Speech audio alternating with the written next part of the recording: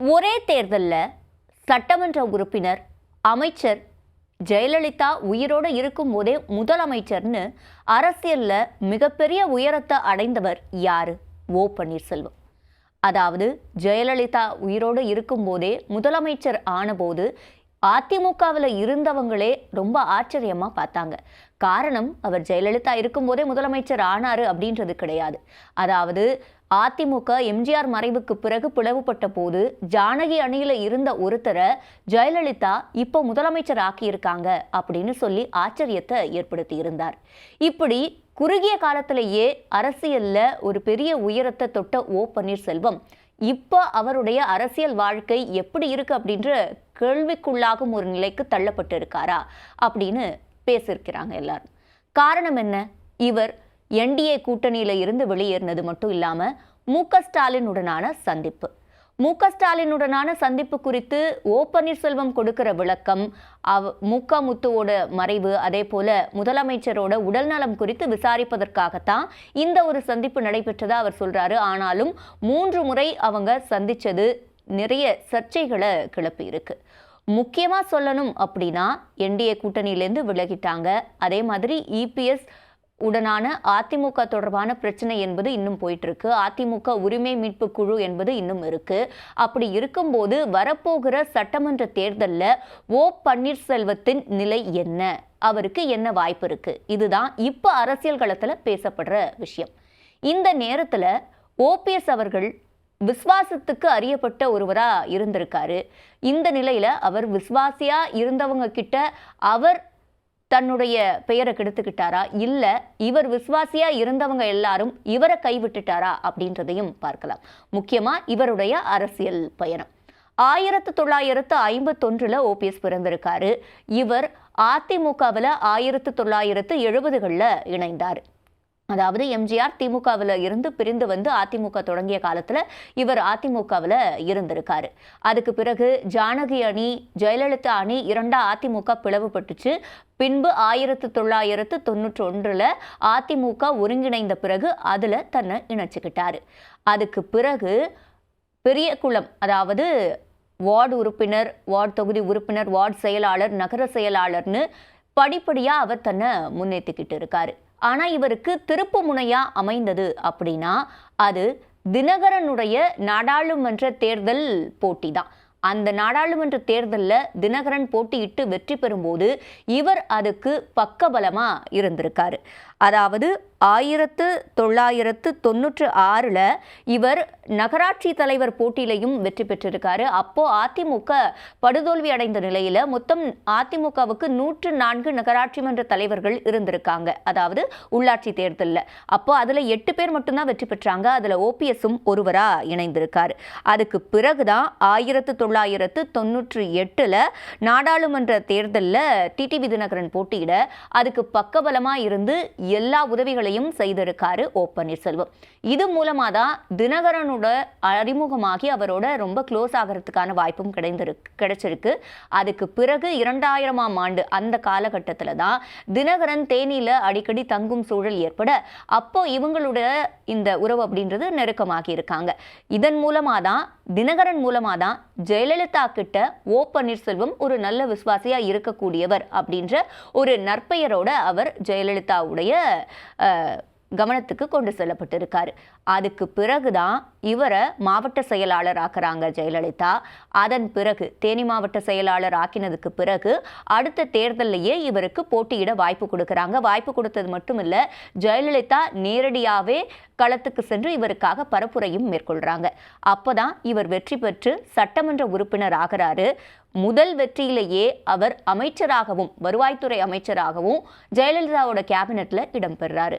அப்போதான் டான்சி வழக்கினால ஜெயலலிதாவுக்கு சிக்கல் ஏற்படுது. இந்த சமயத்துல நிறைய பேர், அதாவது செங்கோட்டையன் மாதிரியான எம்ஜிஆர் காலத்துல இருந்தே செல்வாக்குள்ள ஆட்கள் எல்லாம் நிறைய பேர் இருக்கும்போது ஓ பன்னீர்செல்வத்தை ஜெயலலிதா முதலமைச்சரா அப்ப தேர்வு செய்யறாங்க.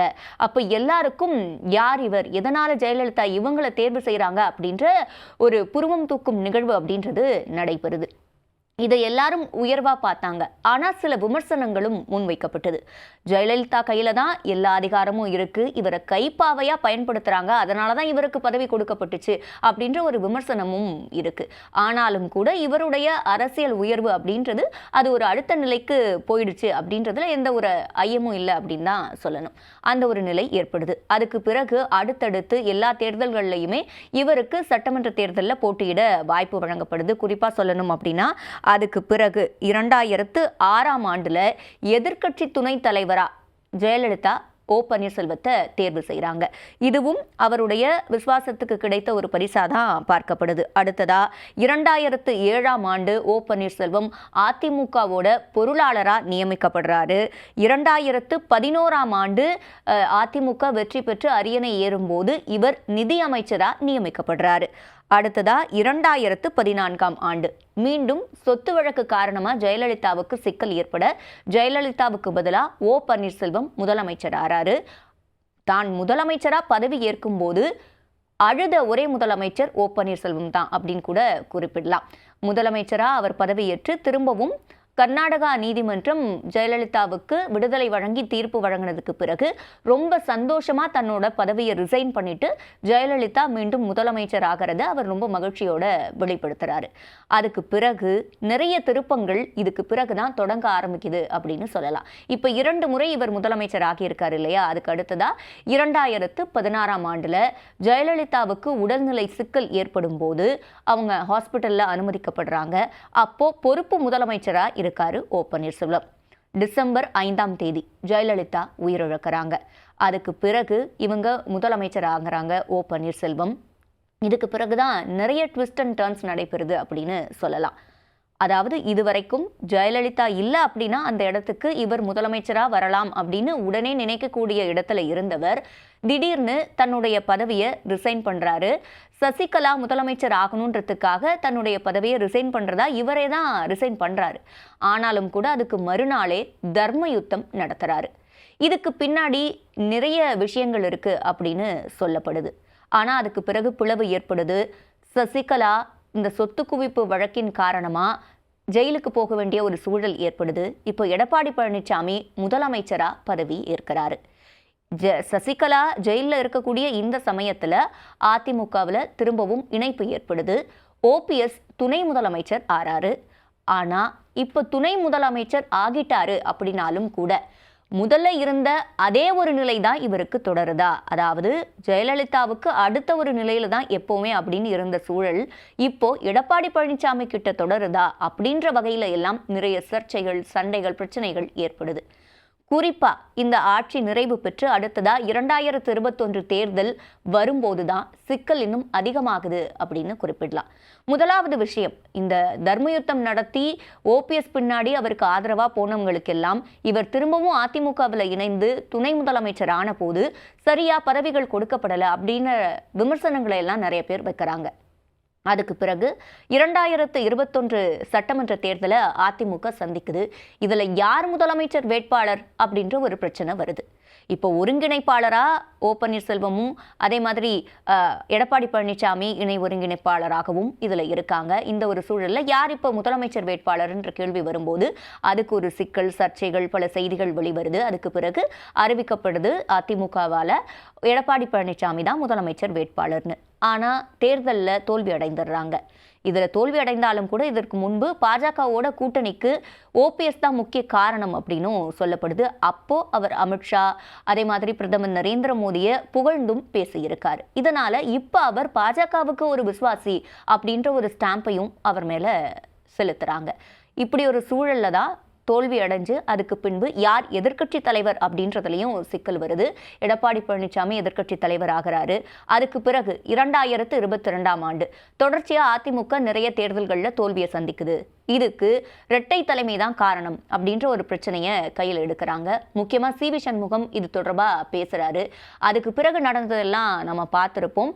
இனிமே ஒருங்கிணைப்பாளர் ஓ பன்னீர்செல்வம் கிடையாது அப்படின்ற ஒரு முடிவு எடுக்கப்பட்டு எடப்பாடி பழனிசாமி பொதுச் செயலாளர் ஆகிறாரு. அதுக்கு பிறகுதான் ஓ பன்னீர்செல்வம் அதுக்கான தன்னுடைய போராட்டத்தை தொடங்குறாரு.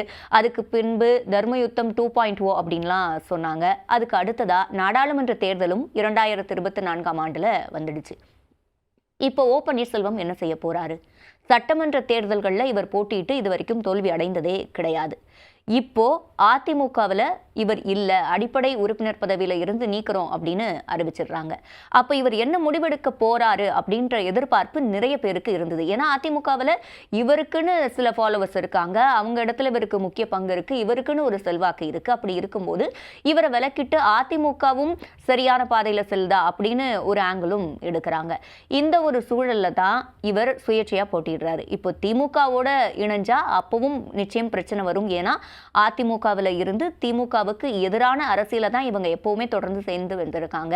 அப்போ ஜெயலலிதா உயிரிழப்புக்கு பிறகு இவங்க திமுகவில் சேர்ந்தா இப்போ ஜெயலலிதாவுடைய விசுவாசி அப்படின்ற பெயருக்கு களங்கம் ஏற்படுமா அப்படின்ற வகையில் நிறைய பேசப்பட்டுச்சு. அந்த ஒரு சூழல்ல தான் சுயேட்சையா இவர் போட்டியிடுறாரு.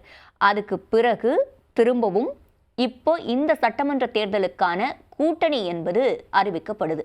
இப்போ இந்த கூட்டணியை அறிவிக்க அமித்ஷா டெல்லியில இருந்து இங்க வராரு. ஆனா அப்போ ஓபிஎஸ் சந்திக்கல. இதற்கு நடுவுல பல முறை ஓபிஎஸ் பிரதமர் நரேந்திர மோடியையும் அமித்ஷாவையும் சந்திக்க நேரம் கேட்டு ஒதுக்கப்படலையா அப்படின்ற கேள்விகளும் முன்வைக்கப்படுது. இந்த மாதிரி சூழல்கள் நடந்துட்டே இருக்கிற நிலையில பாஜக அதிமுக கூட்டணியை மட்டும் உறுதி செஞ்சுட்டு அமித்ஷா டெல்லி திரும்பிடுறாரு. அதுக்கு பிறகு தற்போது ஜூலை மாதம் பிரதமர் நரேந்திர மோடி கங்கை கொண்ட சோழபுரத்துக்கு வந்ததிலிருந்து தான் சிக்கல் இன்னும் தீவிரமடைந்தது அப்படின்னு சொல்லலாம். பிரதமர் கிட்ட ஓபிஎஸ் சந்திக்க நேரம் கேட்டு கொடுக்கப்படலைன்னு சொல்லப்படுது. ஆனால் பிரதமர் இங்கே வந்து இறங்கும் போதே இபிஎஸ் அவரை வரவேற்கிறாரு. இப்படி நிறைய பிரச்சனைகள் நடக்க என்டிஏ கூட்டணியில் இருந்து வெளியேறோம் அப்படின்ற ஒரு அறிவிப்பை இவங்க வெளியிடுறாங்க. இந்த சமயத்தில் தான் முதலமைச்சருடனான சந்திப்பு, இந்த விஷயம் எல்லாம் சேர்ந்து பல்வேறு கேள்விகளை எழுப்பியிருக்கு.